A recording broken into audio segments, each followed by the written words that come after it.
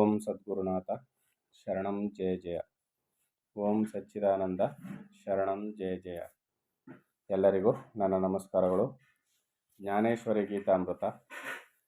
ಕೃಷ್ಣ ಪರಮಾತ್ಮನ ಅರ್ಜುನನಿಗೆ ಕರ್ಮತ್ಯಾಗ ಮತ್ತು ಕರ್ಮ ಸನ್ಯಾಸ ಎರಡನ್ನೂ ಇಲ್ಲಿ ಬೋಧನೆಯನ್ನು ಮಾಡ್ತಾ ಇದ್ದ. ಕರ್ಮಯೋಗ ಅಂದ್ರೇನು, ಕರ್ಮ ಸನ್ಯಾಸ ಅಂದ್ರೇನು ಎರಡನ್ನು ತಿಳಿಸಿ ಹೋದರು. ಎರಡರ ಪರಿಣಾಮ ಒಂದೇ ಆಗಿರ್ತದೆ. ಯಾವುದನ್ನಾದರೂ ನೀನು ಮಾಡು, ಕರ್ಮಯೋಗವನ್ನು ಮಾಡು ಅಂತ ಇಲ್ಲಿ ಅರ್ಜುನನಿಗೆ ಹೇಳ್ತಾ ಇದ್ದ. ಮುಂದುವರೆದು ಹೇಳ್ತಾನೆ, ಹೇ ಅರ್ಜುನ, ಅಜ್ಞಾನಿಯಾದವನು ಜ್ಞಾನಯೋಗ ಕರ್ಮಯೋಗಗಳೆರಡನ್ನು ಹೇಗೆ ತಿಳಿದುಕೊಳ್ಳಬಲ್ಲನು?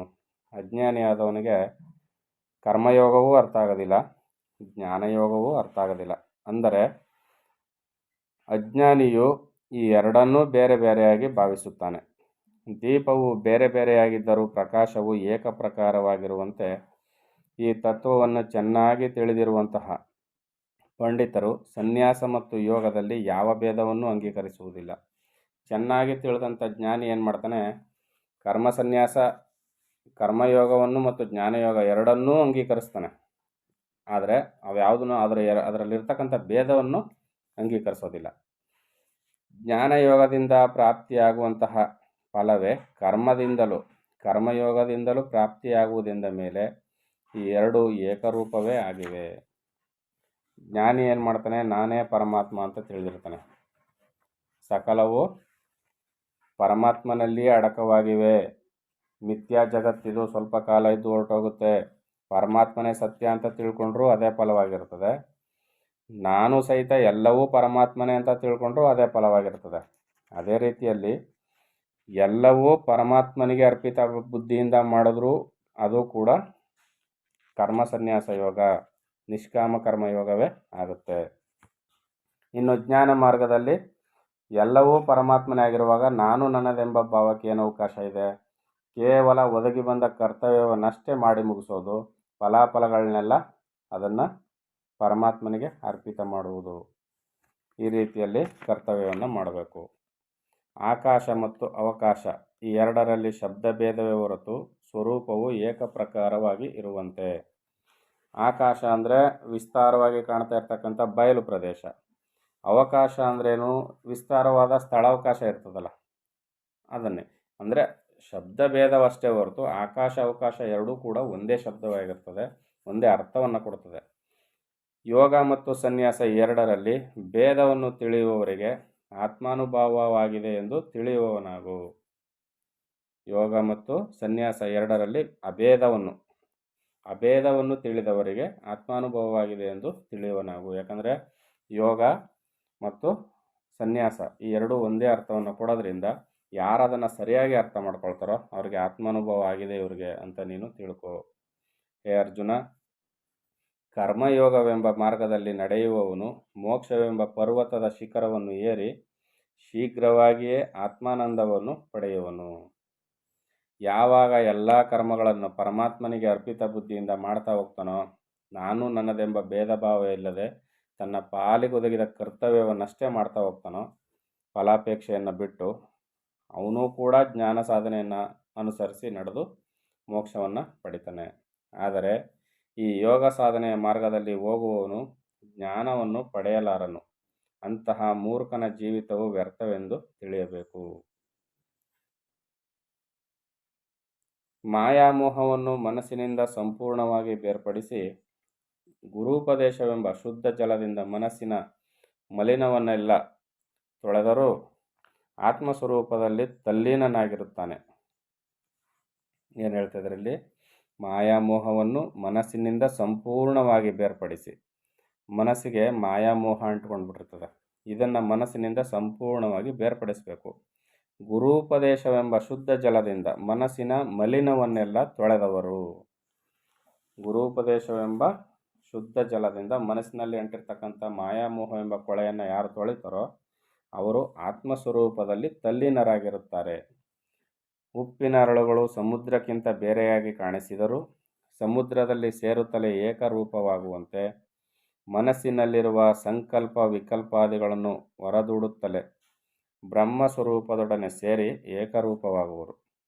ಹೀಗೆ ಆತ್ಮಸ್ವರೂಪದಲ್ಲಿ ತನ್ಮಯರಾದವರು ದೇಶ ಕಾಲಗಳ ದೃಷ್ಟಿಯಿಂದ ಪರಿಚಿನ್ನರಾಗಿರುವಂತೆ ಕಂಡರೂ ಆತ್ಮಸ್ವರೂಪ ದೃಷ್ಟಿಯಿಂದ ಮೂರು ಲೋಕಗಳಲ್ಲೂ ವ್ಯಾಪಕರಾಗಿರುತ್ತಾರೆ. ಇವರು ಮನಸ್ಸಿನ ಸರ್ವಮೋಹವನ್ನು ಸ್ವಾಭಿಮಾನವನ್ನು ತೊರೆದು ಮುಗ್ಧರಂತಿರುವರು. ಇಂತಹ ಆತ್ಮಾನುಭವಿಗಳಲ್ಲಿ ಕರ್ಮ ಕರ್ತೃವೆಂಬ ಎರಡೂ ಭಾವನೆಗಳು ಅಳಿಸಿ ಹೋಗಿರುತ್ತವೆ. ಅವರು ಕರ್ಮವನ್ನು ಮಾಡುತ್ತಿದ್ದರೂ ಮಾಡದವರಂತೆಯೇ ಇರುವರು. ಇವರಿಗೆ ದೇಹದ ಸ್ಮರಣೆಯೇ ಇಲ್ಲವೆಂದ ಮೇಲೆ ಕರ್ತೃತ್ವವು ಉಂಟಾಗುವುದಾದರೂ ಹೇಗೆ? ಅವರು ನಾನು ಮಾಡ್ತಾ ಇದ್ದೀನಿ ಅನ್ನೋ ಕರ್ತೃತ್ವ ಭಾವವನ್ನೇ ಬಿಟ್ಬಿಟ್ಟಿರ್ತಾರೆ. ಕೇವಲ ಅವರು ಕರ್ಮವನ್ನು ಕರ್ತವ್ಯದ ದೃಷ್ಟಿಯಿಂದ ಅಷ್ಟೇ ಮಾಡ್ತಿರ್ತಾರೆ ಹೊರತು ಕರ್ತೃತ್ವ ಭಾವವನ್ನು ಅವರು ಬಿಟ್ಬಿಟ್ಟಿರ್ತಾರೆ. ಇಂಥವರು ಕರ್ಮಬಂಧನಕ್ಕೆ ಹೇಗೆ ಒಳಗಾಗಲಿಕ್ಕೆ ಸಾಧ್ಯವಾಗುತ್ತೆ? ಹೇ ಅರ್ಜುನ, ಕೇಳು. ಒಂದು ವೇಳೆ ಕರ್ಮಯೋಗಿಯು ದೇಹವನ್ನು ತ್ಯಾಗ ಮಾಡಿದರೂ ಯೋಗಯುಕ್ತನಾಗಿ ನಿರ್ಗುಣ ನಿರಾಕಾರ ಬ್ರಹ್ಮದಲ್ಲಿ ಮೆರೆಯುವನು. ಕರ್ಮಯೋಗಿ ದೇಹವನ್ನು ತ್ಯಾಗ ಮಾಡಿದರೆ ಅವನು ನಿರ್ಗುಣನಾದ ನಿರಾಕಾರನಾದ ಬ್ರಹ್ಮದಲ್ಲಿ ಹೋಗಿ ಸೇರ್ತಾನೆ. ಆತನು ಸಾಮಾನ್ಯ ಮನುಷ್ಯನಂತೆ ಈ ಶರೀರದಿಂದ ಸಮಸ್ತ ಕರ್ಮಗಳನ್ನು ಮಾಡುವಂತೆ ಕಾಣಬರುತ್ತಾನೆ. ಆತನು ಕಣ್ಣಿಂದ ಚೆನ್ನಾಗಿ ನೋಡುತ್ತಿದ್ದರೂ ಕಿವಿಯಿಂದ ಸ್ಪಷ್ಟವಾಗಿ ಕೇಳುತ್ತಿದ್ದರೂ ಇಂದ್ರಿಯಗಳ ಧರ್ಮದಲ್ಲಿ ಸೇರದಿರುವಂತಹ ವಿಲಕ್ಷಣತೆಯು ಆತನಲ್ಲಿ ಇರುತ್ತದೆ. ಕಣ್ಣಿಂದ ನೋಡ್ತಾ ಇರ್ತಾನೆ, ಕಿವಿಯಿಂದ ಕೇಳ್ತಾ ಇರ್ತಾನೆ, ಇಂದ್ರಿಯಗಳ ಮುಖಾಂತರ ಎಲ್ಲವನ್ನು ಅನುಭವಿಸ್ತಾ ಇರ್ತಾನೆ. ಆದರೆ ಆ ಇಂದ್ರಿಯಗಳ ಇದರ ತಲ್ಲೀನತೆಯನ್ನು ಅವನು ಅನುಭವಿಸೋದಿಲ್ಲ. ಇಂದ್ರಿಯಗಳ ಧರ್ಮದಲ್ಲಿ ಅವನು ಸೇರಿಕೊಳ್ಳೋದಿಲ್ಲ. ಆತನು ಹಸ್ತಗಳಿಂದ ಮುಟ್ಟುತ್ತಾನೆ, ಮೂಗಿನಿಂದ ಮೂಸುತ್ತಾನೆ, ಸಮಯೋಚಿತವಾಗಿ ಮಾತನಾಡುತ್ತಾನೆ, ಊಟ ಉಪಚಾರಗಳನ್ನು ಮಾಡುತ್ತಾನೆ, ನಿಷಿದ್ಧ ವಸ್ತುಗಳನ್ನು ತ್ಯಾಗ ಮಾಡುತ್ತಾನೆ, ನಿದ್ರಿಸುವ ಸಮಯ ಬರಲು ಆನಂದವಾಗಿ ನಿದ್ರಿಸುತ್ತಾನೆ, ಎಚ್ಚರವಾಗಲು ಎದ್ದು ಕಾಲಕರ್ಮಾನುಸಾರವಾದ ಕರ್ಮಗಳನ್ನೆಲ್ಲ ಮಾಡುತ್ತಾನೆ. ಹೇ ಅರ್ಜುನ, ಈಗ ನಾನು ಹೆಚ್ಚಾಗಿ ಹೇಳುವುದೇನಿದೆ? ಆತನು ಶ್ವಾಸ ಉಚ್ಛ್ವಾಸಾದಿಗಳನ್ನು ಬಿಡುವುದು, ಮೇಲಿನಿಂದ ಕೆಳಕ್ಕೆ ಕಣ್ಣು ರೆಪ್ಪೆಗಳನ್ನು ಆಡಿಸುವುದು, ಹೀಗೆಯೇ ಸಕಲೇಂದ್ರಿಯಗಳ ವ್ಯಾಪಾರವನ್ನು ಸಹಜವಾಗಿ ನಡೆಸುತ್ತಿದ್ದರೂ ಮನಸ್ಸಿನಲ್ಲಿ ನಾನು ಮಾಡುವೆನೆಂಬ ಭಾವವಿರದೆ ಅಕರ್ತನಾಗಿಯೇ ಉಳಿದಿರುವನು. ಆತನು ಭ್ರಾಂತಿ ಎನ್ನುವ ಹಾಸಿಗೆಯ ಮೇಲೆ ಮಲಗಿರುವಾಗ ಸುಳ್ಳಾದ ಸ್ವಪ್ನ ಜಗತ್ತು ತೋರುತ್ತಿದ್ದರೂ ಜ್ಞಾನಸೂರ್ಯನು ಉದಯಿಸುತ್ತಲೇ ಮೋಹನಿದ್ರೆಯಿಂದ ಎಚ್ಚರಗೊಳ್ಳುವನು. ಯಾವಾಗ ಭ್ರಾಂತಿಗೆ ಒಳಪಟ್ಟು ಅವನು ಮಲಗಿರ್ತಾನೋ, ಅಂದರೆ ಭ್ರಾಂತಿಯಿಂದ ನಾವೆಲ್ಲ ಜೀವನವನ್ನು ಮಾಡ್ತಾ ಇರ್ತೀವಿ. ಸ್ವಪ್ನ ಜಗತ್ತು ನಮಗೆ ಕಾಣಿಸ್ತಾ ಇರ್ತದೆ, ಅಂದರೆ ಜಗತ್ತೆಲ್ಲ ಸ್ವಪ್ನಮಯವಾಗಿ ಕಾಣ್ತಾ ಇರ್ತದೆ. ಭ್ರಾಂತಿಯಿಂದ ಒಳಗೂಡಿದವನಿಗೆ ಈ ಜಗತ್ತೆಲ್ಲ ನಿಜ ಅಂತ ಕಾಣಿಸ್ತಾ ಇರ್ತದೆ.